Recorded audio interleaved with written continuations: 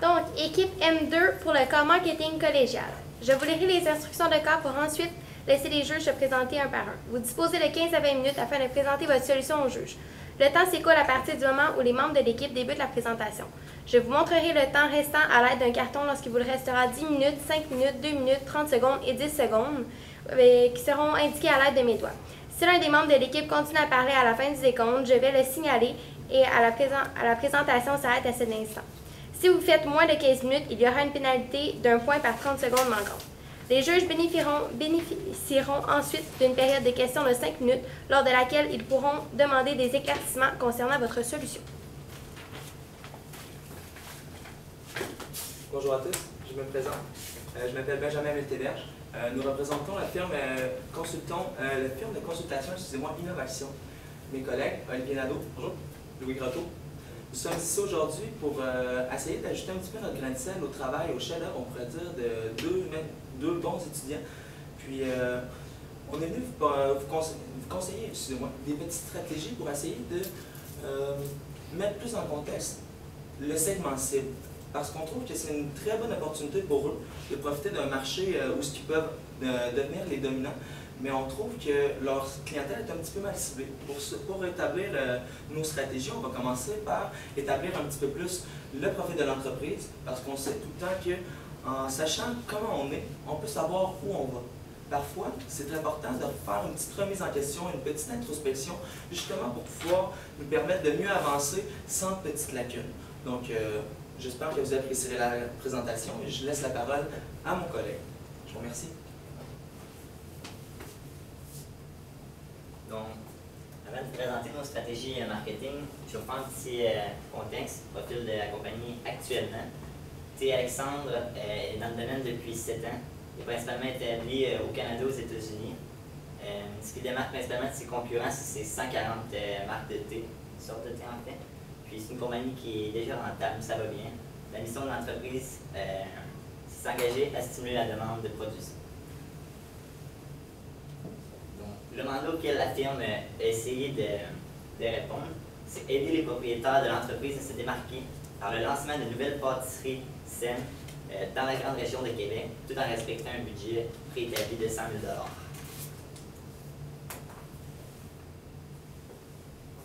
Pour ce faire, comme je vous expliquais tout à l'heure, on s'est dit que ce serait un petit peu plus simple d'établir la clientèle cible pour vraiment savoir quels sont les besoins de la compagnie en question.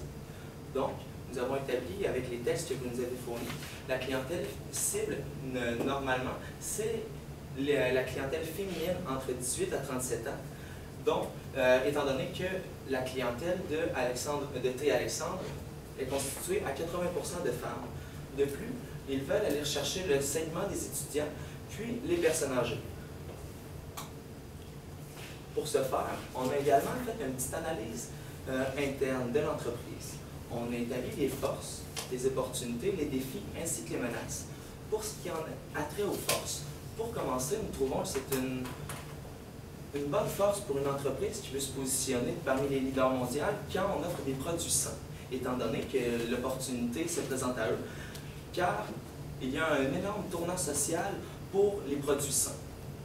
De plus, ils ont l'exclusivité de certains produits, ce qui est aussi terriblement avantageux pour eux. Ils souhaitent élargir leur gamme de produits, ce qui pourrait leur permettre d'aller chercher un plus grand segment, puis leur rapporter une plus grande profitabilité. Par après, les défis de l'entreprise se résument aux stratégies de fidélisation qu'on considère un petit peu intangibles, étant donné qu'elles sont communes. Les points qui s'ajoutent sur des cartes de points sont utilisés à maintes reprises, comme pour les concepts de Canadian Tire, pour Zellers, pour Walmart, pour Sears. Ce n'est pas une récompense qu'on trouve tangible. Et c'est pour ça qu'on a apporté une stratégie pour modifier un petit peu l'approche, pour aller chercher le client, pour lui donner un intérêt qui est un petit peu plus proche de lui. Les menaces qu'on a trouvées également, qu'on a réglé plus tard avec une autre stratégie qu'on va vous parler subséquemment, c'est la fluctuation des prix de thé. Quand on offre un produit, souvent il faut qu'on offre une certaine garantie. Vous êtes tous touchés par le gaz. On se sent un petit peu trahi quand on s'aperçoit que ça prend 3 mois avant que le prix du baril normalement serait normalement affecté, alors qu'il l'affecte tout de suite. Quand un ouragan arrive, quand n'importe quoi arrive, ils affectent le prix tout de suite. Alors que les réserves de gaz, on en a déjà pour 3 mois. Donc, ce qu'on veut, c'est vraiment donner le sentiment d'équité pour le client. On va s'arranger pour aller voir son besoin et lui donner ce qu'il mérite. En marketing, c'est ce qu'on appelle l'ABC de la gestion. Quand une personne n'a pas ce qu'il mérite, elle se sent un petit peu trahie par les gens qui lui vendent ses produits. Et c'est justement à cette petite lacune-là qu'on veut pallier. Pour les stratégies, nous avons pensé à une première stratégie structurelle, étant donné que le mandat, c'est de promouvoir les produits sains. Excusez-moi, je prendrai juste une petite gorgée d'eau. Oh.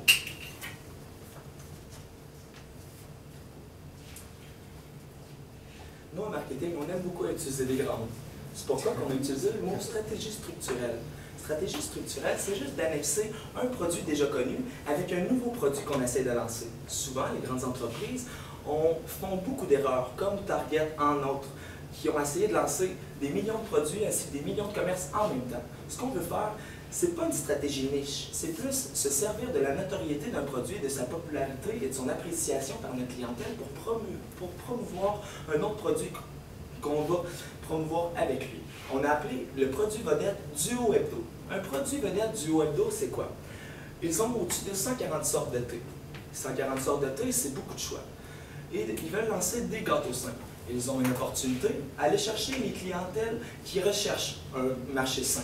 Donc, on va jumeler un produit de dessert ou de pâtisserie avec un thé pour créer des mix qu'on va offrir en rabais pour établir comme une petite promotion pour permettre aux gens de découvrir plus de produits. Parce que souvent, la nouveauté nous fait un petit peu peur. C'est pour confortabiliser le client dans ses nouveaux choix. Ça aura pour effet de promouvoir les pâtisseries ainsi que le thé. Donc, juste avec cette stratégie-là, on comble déjà le mandat que vous nous avez confié. Mais, comme vous savez, service à la clientèle, on appelle l'approche client. Les gens ne veulent pas nécessairement le minimum qu'on peut se faire, mais les grandes compagnies se divergent des autres avec la petite touche de plus qu'ils apportent, le service après-vente, ou juste de vraiment s'assurer que le besoin du client soit comblé à 100%. C'est pour ça qu'on a établi une stratégie de prix de prestige. Ils sont affectés par la fluctuation des prix qui représente une menace fondamentale de l'entreprise. En mettant un prix de prestige, les gens pourraient établir une certaine notoriété autour du produit, puis ça donnerait un petit peu de crédibilité à notre haute stratégie de Duo Hebdo. En mettant les prix chers, puis en faisant une promotion avec le nouveau produit, on encouragerait les clients, puis on orienterait leur choix. Ça les forcerait à vraiment beaucoup découvrir et explorer la vaste gamme de produits qu'offre déjà Alexandre T. Ça promouvoit les produits vedettes, accorde une marge de sécurité à la fluctuation des prix, donc ça annule la menace qui les guette. Ça favorise l'exploration de vos produits par les consommateurs, ce qui est une très bonne chose, car ce n'est pas parce que les produits ne sont pas bons, c'est parce que les gens ne les connaissent pas. De plus, le bouche-à-oreille serait incroyable. Moi, je vais poursuivre en fait avec la stratégie publicitaire, une vraiment grosse stratégie publicitaire en fait qu'on veut implanter. Ça, en fait, la stratégie publicitaire, nous, l'idée qu'on avait eue, c'est d'inonder le marché, en fait. Ce qu'on veut faire, c'est avec des tasses à infusion. On les vendrait au coût de 10 $. Ces tasses à infusion-là, c'est pas n'importe quelle tasse à infusion, qui sont identifiées au nom de Alexandre T. Puis ensuite de ça, ce qu'on veut faire comme campagne de pub, c'est vraiment, en fait, de remettre des 100 $ complètement cash à tous ceux qui vont être aperçus en ville à Québec, parce qu'on s'entend, c'est que ça se passe à Québec. Le nouveau magasin qui veut l'ouvrir. Tous ceux en Québec qui vont être aperçus avec une tasse Alexandre T pourront se mériter 100 $ cash. Ça, on va en passer 400 comme ça. En fait, ce que ça va faire, c'est qu'on va faire énormément parler de nous. Je ne sais pas si vous avez entendu aussi, dans le Journal de Montréal, les policiers l'ont fait dernièrement. Au lieu de mettre des contraventions de 100 $, ils donnaient un billet de 100 $ à ceux qui conduisaient bien. Ils ont tout de suite un article dans le journal. Nous, on va approcher sensiblement la même stratégie. Fait que ça va être de vraiment d'envoyer des tasses au plus de monde possible, en fait. Le plus de monde qui va se prendre avec des tasses, la meilleure visibilité qu'on va avoir. Puis, au coût de 10 $, c'est sûr qu'on va faire des profits avec ça. Puis, on va envoyer des chasseurs de tête. Ben en fait, probablement juste un chasseur de tête. Puis, lui va se promener en ville, puis il va s'être occupé de remettre des billets de 100 $ à tous ceux qui vont être aperçus avec une tasse. Fait que ça va faire parler énormément. C'est sûr que 400 personnes dans la ville de Québec qui se font remettre un billet de 100 $, ça va faire du bouche à oreille énorme. C'est à partir de là qu'on peut commencer à cibler notre marché. Tout le monde va être au courant qu'il y a un nouveau commerce implanté à Québec. Probablement qu'avec ce coup publicitaire-là, on est capable d'avoir des articles dans le journal tout à fait gratuitement en même temps, ce qui est quand même très bien.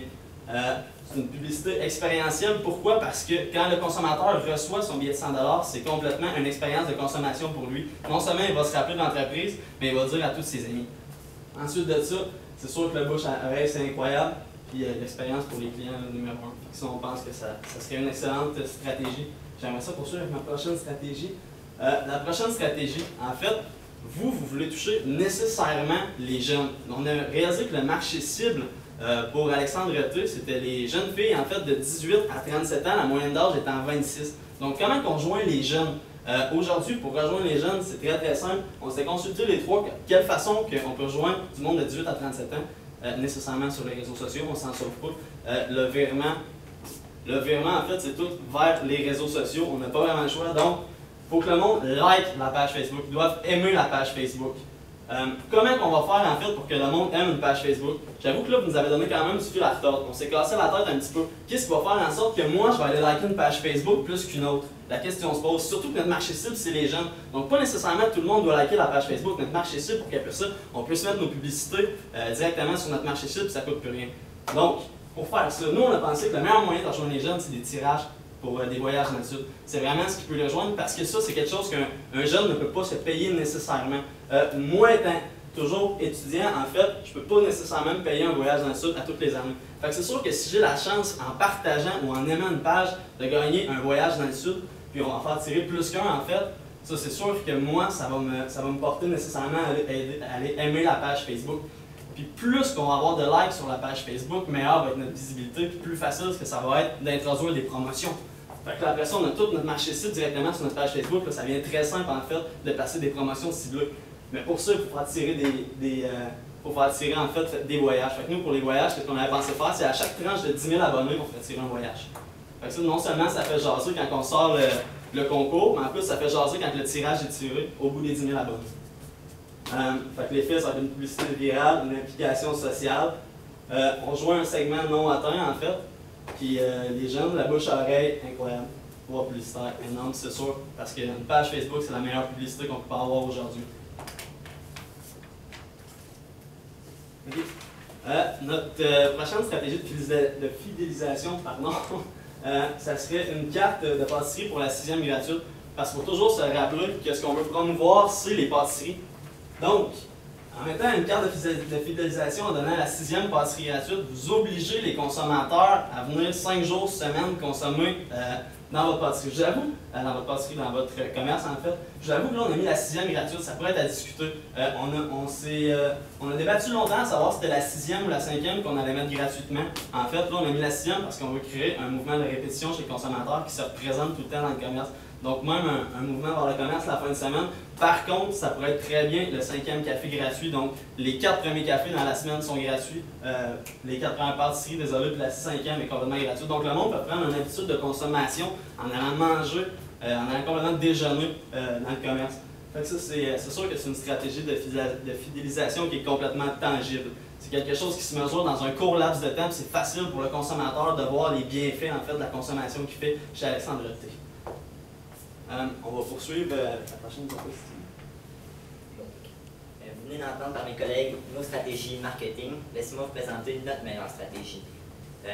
Avec notre implantation, le 1er avril, on se laisse un mois et demi de production de tasses parce qu'on sait que ça va être viral, on va s'en faire produire plus pour être sûr de ne pas en manquer.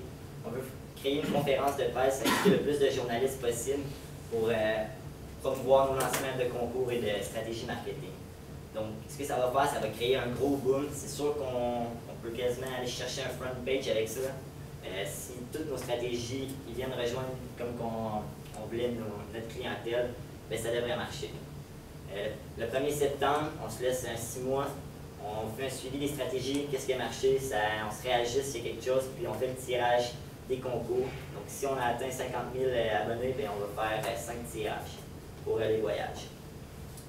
Puis, Si je peux me permettre d'ajouter un petit peu à ce que Stéphane nous a. Ce qu'il veut dire, c'est ça, c'est que l'implantation, ça se trouve être la meilleure stratégie de marketing possible. Parce que qu'est-ce qu'on veut? C'est pas nécessairement faire parler d'Alexandre T un petit peu à chaque début de mois, que début mars, il y a un lancement de concours, que début avril, il y a un lancement de concours, après ça, mai, il y a un autre lancement. Donc là, on va épurer un petit peu la publicité, puis ça vient qu'on tombe un petit peu dans l'oubli avec ça.